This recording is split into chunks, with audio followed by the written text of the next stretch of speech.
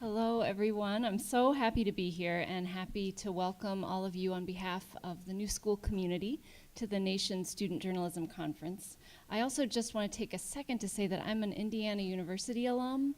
I saw some, and also an alum of the New School. So I was thrilled to see some Indiana folks here. The New School is very proud of this collaboration with the Nation, which brings together such exciting writers from all across the country. I want to say just a few words about the history of the New School and why it's relevant to us today. The New School was founded in 1919 by a group of scholars who felt that the traditional university environment, off the record that was Columbia, was didn't allow them to fully express their resistance against fascism. So they founded the New School and also welcomed refugee scholars from Europe who were fleeing the war there. And the New School became a haven for people who wanted to put their knowledge, their beliefs, and their imaginations into action. We have a long tradition of nurturing writers, and as far as I understand it, we offered the very first writing workshop in a university setting. It was conducted by Gorham Munson, who was a newspaper editor, and he wanted to create a classroom environment that worked the way writers work together. So people sat around a table together and talked about the language and ideas in a piece without a strict hierarchy. We now have a number of programs that support the development of writers. We have a program for non-traditional undergraduate students called the Reggio Writing and Democracy Honors Program. We offer an MFA in creative writing, so if any of you are interested in perhaps pursuing nonfiction MFAs, I'm happy to talk. We also produce a summer writers colony, which begins next week. We produce hundreds of events each year which bring together writers working across the spectrum of politics and literature, and we're especially excited about this conference today. We're in a moment when new and emerging writers are leading the resistance against dangerous, biased, and unimaginative thinking, and all of you are a part of that. We're grateful that you're here to deepen that work today. And now I'd like to turn the program over to Katrina Vanden Heuvel, who's editor and publisher of The Nation, a frequent commentator on ABC, MSNBC, CNN, and PBS. She has a weekly column for The Washington Post. Please join me in welcoming her. Welcome. Thank you, Laura. This is the third annual student conference, and it's just remarkable that you're all here, and to read your applications and your essays gives hope, because I got to admit that I wake some mornings, I certainly did the morning after the 2016 election, we all kind of bleary-eyed stumbled into the office, and we had an issue, we still have a print issue, to put to bed, as we say, and we did a black gray cover, mourn, resist, organize, onwards. And though we've gone, I hope, from resistance to thinking about reconstruction, rebuilding in these last months, that was part of the feel. And I want to apologize for not, first of all, thanking Laura Cronk for your beautiful words and for the words about the New School, which I want to pick up a little as I talk about the Nation. But I do wake, I don't know about you, I wake a lot of mornings, certainly with more questions than answers, and sometimes with a sense of dread. I don't want to be a downer. I'm going to move into a different mode, but I do feel, sometimes you question the work you do at the, at the Nation. Part of the work we do is trying to expose abuses, expose bigotry, expose injustices. And then you look out at the landscape, and some of the forces prowling the landscape these days seem to have no shame. And you need an element of shame to shame, and shame can make change. So in that, you do think hard about the work, but I refuse, and my colleagues, you'll hear from some of them, continue to work for change. And the Nation is our vehicle, and we refuse to cede to desperation or fear, because in doing so, I think we succumb. and rather, to live with hope and passion, certainly a measure of skepticism, not cynicism, but skepticism, and try to hold reality and justice in a single vision. So I believe fervently that the nation's voice is needed in these times, most in these times. As Toni Morrison, who's been on our editorial board for more than 2 decades, wrote in our 150th anniversary issue of 2015, she wrote, quote, "This is precisely the time when artists go to work. There is no time for despair, no place for self-pity, no need for silence, no room to fear. We speak, we write, we do language. That is how civilizations heal." She went on to write, "I know the world is bruised and bleeding, and though it is important not to ignore its pain, it is also critical to refuse to succumb to its malevolence. Like failure, chaos, containing information that can lead to knowledge, even wisdom, like art." So think about that as you wake up every morning. I wanted to pick up on what Laura was saying. She spoke of the new school. I wanted to speak of the nation and why you're here and what the nation means. It was founded in 1865, July 6, in this city. It was founded by abolitionists, all men, committed to ending slavery. One of the founders was the architect of Central Park, Frederick Law Olmsted. And the abolitionists who founded the nation believed in the power of the word. Not many magazines, by the way, launch with the first line, quote, "The week was singularly barren of exciting events." Not a very buzzy line, but maybe the founders understood that coming out of the Civil War, there was a time for healing. They moved into the Reconstruction Era, which I'll mention briefly, but it was, I think, a testament to the extraordinary writers and journalists who filled our pages and now our pixels and screens with fearless journalism, that we've punched above our weight class in a fast, tricky, fast-changing media landscape, and that we've survived. Survival is a test of integrity, a test of longevity, but it's a test of also, I believe, a commitment and a passion. I would submit that so much of our media today, and this is a conversation we might have, seem to live in what I call an eternal present, like today's the first day. And I think you forget history, and I think part of the strength of the nation is you forget history at your peril. We bring history to bear. Think for a moment that our civil rights correspondent from 1961 to 1966 was Martin Luther King Jr., who wrote an annual audit of the civil rights movement. And he summoned the country through his work to confront the brutal power of fear and racism with nonviolent protest and the promise of democracy. His reporting, his prophetic words in our pages and around the country and the world helped bend the arc of justice and of the moral universe a little closer to justice. Today, someone you may have heard of, I saw some of you are from North Carolina, but you don't need to be in North Carolina to have heard of Reverend William Barber. How many have heard of Reverend William Barber? So he founded the Moral Mondays movement in North Carolina about 4 or 5 years ago. He was head of the NAACP. You'll see him in the Nation film we're showing later.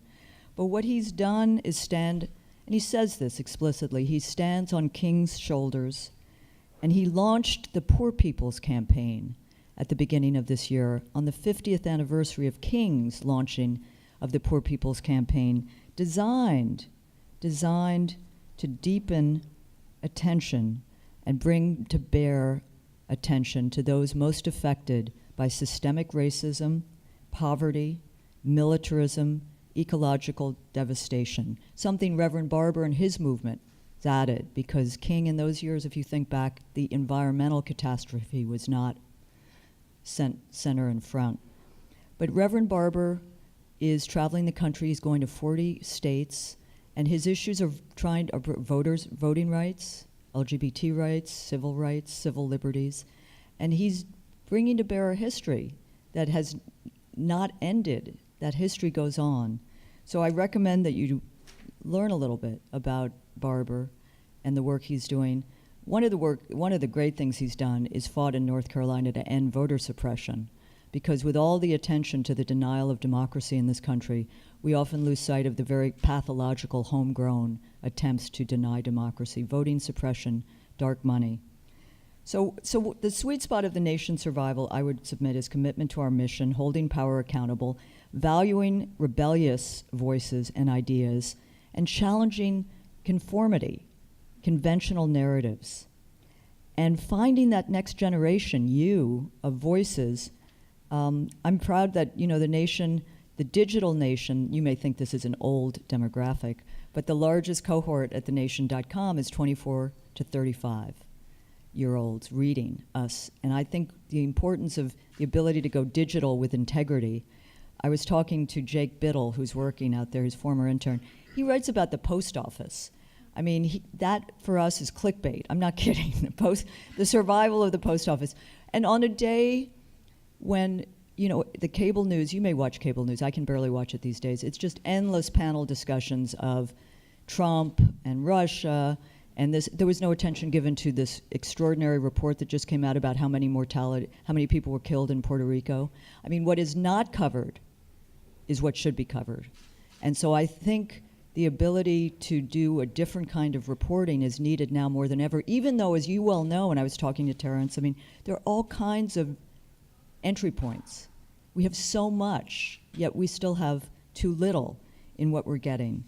But I wanted, the nation, every major American voice that has spoken out about racial injustice, for social, racial, economic injustice, peace and civil rights, civil liberties, women's rights, environmental justice, freedom of thought, has written for the nation. You'll see in the film, go to the site, check out our 150th, but Albert Einstein, Langston Hughes, Emma Goldman, James Baldwin was on our editorial board, wrote a piece in 1966 called Report from Occupied Territory. It wasn't from Gaza, could have been Gaza, but it was Report from Harlem. And you could reprint that piece today with a few minor adjustments to about police brutality and the unwillingness of the forces of power to hold those accountable for brutality. Eleanor Roosevelt, Ralph Nader, you may know him as the person who spoiled the 2000 election. He was the person who brought us seatbelts and wrote his first piece as a Harvard Law student, The Safe Car You Can't Buy. He really created the consumer rights movement. Michael Moore, Naomi Klein. Do you know Naomi? I mean, she's a great thinker, someone who pushes us to think deeper. Edward Said, Molly Ivins, Bill Moyers, Alice Walker, Bill McKibben, Tony Kushner, the playwright. We have two Tonys, Tony Kushner, Toni Morrison. And we try to have artists write, because I think that stance, as you heard from Laura, I think the artist's gaze is so important. Jeremy Scahill was our investigative reporter. The Nation is an early alert system too. I don't know if you read about the endless wars this country's engaged in, but Jeremy Scahill, through his book Blackwater and the reporting he did in The Nation, brought attention to special ops, these special forces, which now ring the world in our name, and brought attention to the dark underside of this defense industrial complex we need to know more about, we need to tame, we need to restrain. He was a young journalist like you, and he came to The Nation, and we worked with him, and he began to emerge as this great investigative journalist, a book, Blackwater, and so he's come to what I think The Nation can do often is not break news, but it can, when you read a story, for example, about militarism, you will not read it in the same way after you've read Jeremy Scahill or one of our correspondents. So we honor history, but we care deeply about introducing The Nation to you, a new and next generation of readers, journalists, contributors, writers, thinkers, activists. You're here for many reasons, but I believe, I know from your remarkable essays, applications, that you're here largely because you understand or want to learn more about the power and importance of movements and their role in transforming.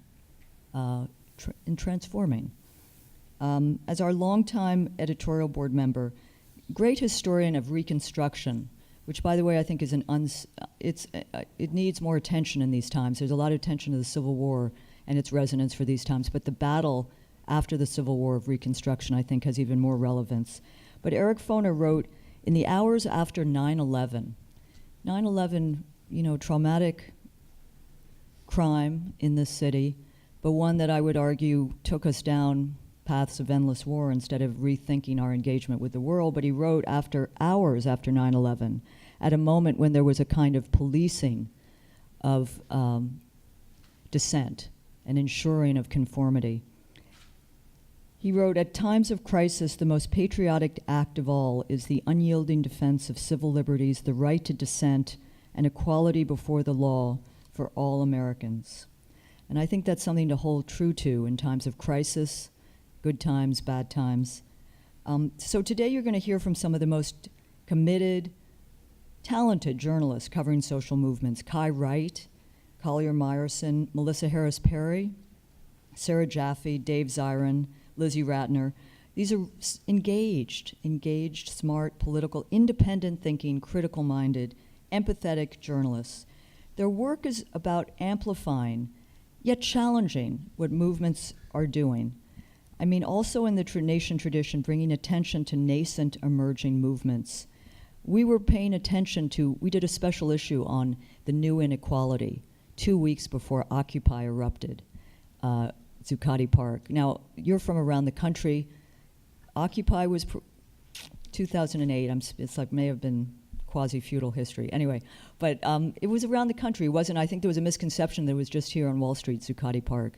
But Occupy was vital to bring attention and change the language about inequality that had been kind of nascent. But I think bringing attention to emerging nascent movements is something the nation has done well.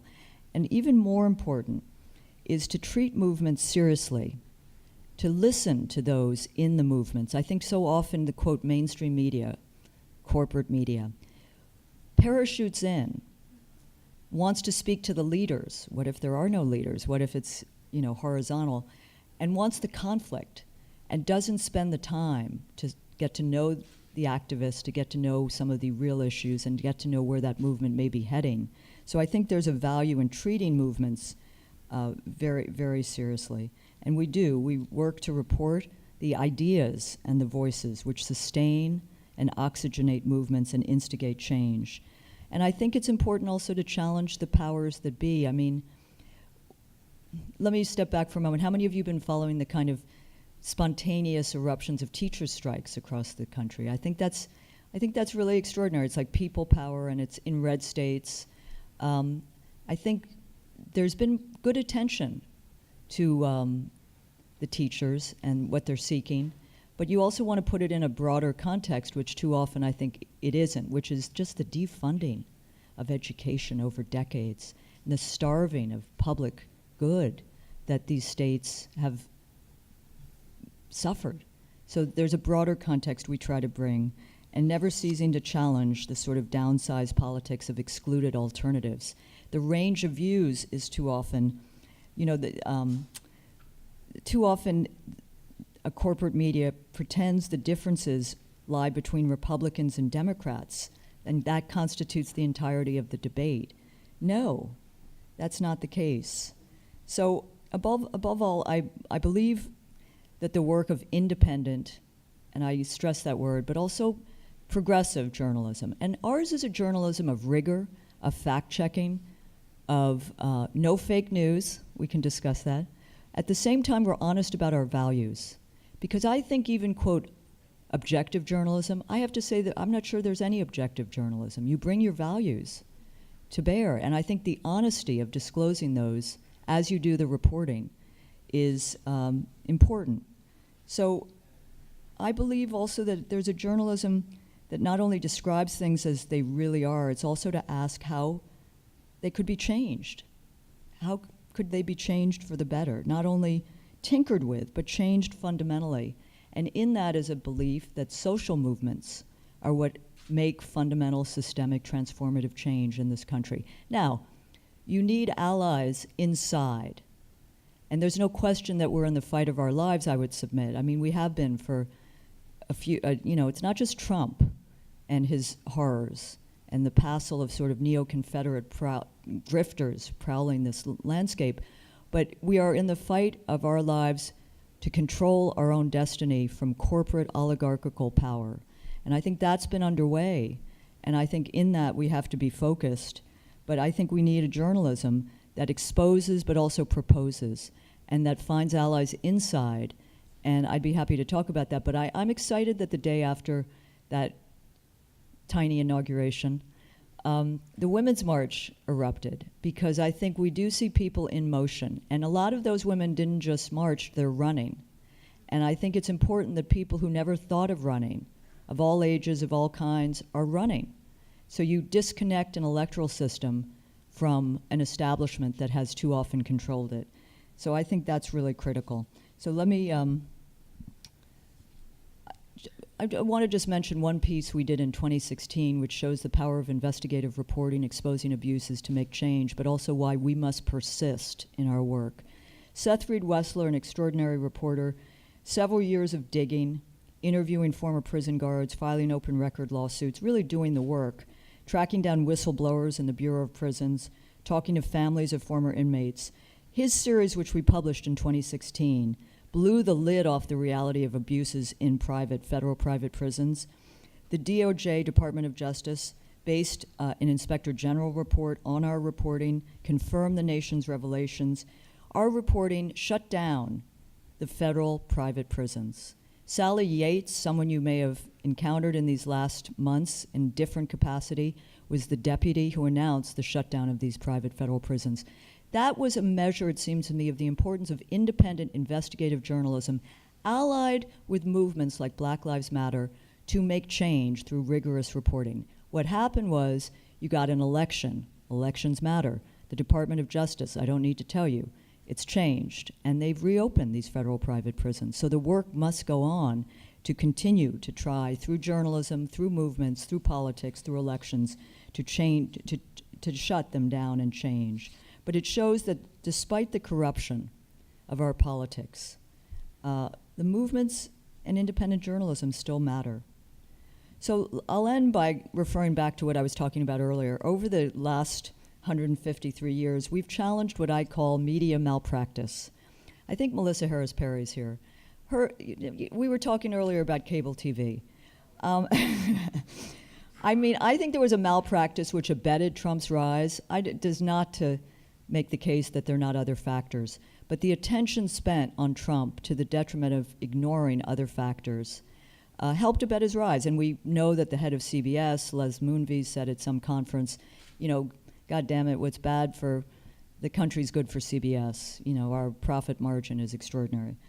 But more deeply, Melissa's show on MSNBC on the weekend brought voices which you didn't hear on cable, brought topics and issues and ideas which you didn't hear, which showed what cable at its best, what TV could be.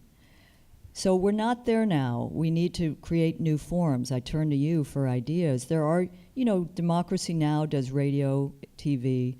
The Nation does its work. Melissa continues to do her work. I'll mention our partnership and other great things she's doing. But I think she would agree that what we're seeing now on cable TV is a betrayal of the people's airwaves. And it is the people's airwaves.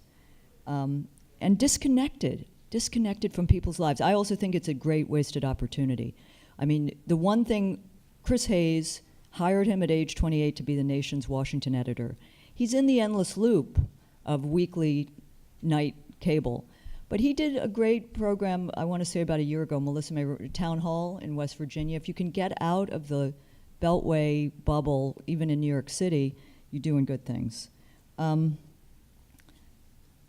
So let me just say that I think I take hope. One of the things the Nation tries to do is put ideas on the radar and that early alert system. I take hope that we are now discussing, and some of this came out of the Bernie Sanders campaign, but much of it movements. Ideas that were once marginalized are now at the center of our debates. Fight for 15, free higher ed, guaranteed job income, legalize marijuana, reducing mass incarceration. It's weak, but there are ideas there, sentencing reform. All of these issues are now at the center of our debate. And I think that's important to keep driving. There's something called the Overton Window. My smarter colleagues at The Nation kept bouncing this around at editorial meetings. I didn't know what it was. I finally looked it up. It's like, you push, the window of acceptable ideas expands as you push. I think I got it right. Melissa probably can speak to that. But it's important that we open the space. And I'm not a socialist. I'm not even a democratic socialist. But my colleagues think that it's really an exciting time for democratic socialism. And, those ideas are being discussed in ways, and I think a younger generation, according to the polls I read, think it's great. And I think all these ideas should be in the mix. Nothing should be, this shouldn't be treated as heretical. So I believe that a good journalist is has a lot of questions, probing questions, embraces complexity if it's at all possible in these times. And I hope that you will stay connected to the nation after today, after this evening, and after hearing about our work. Not from me, but from the remarkable committed people who are in the trenches. But connect with us, write for us, tell your friends, partners, allies, colleagues about us.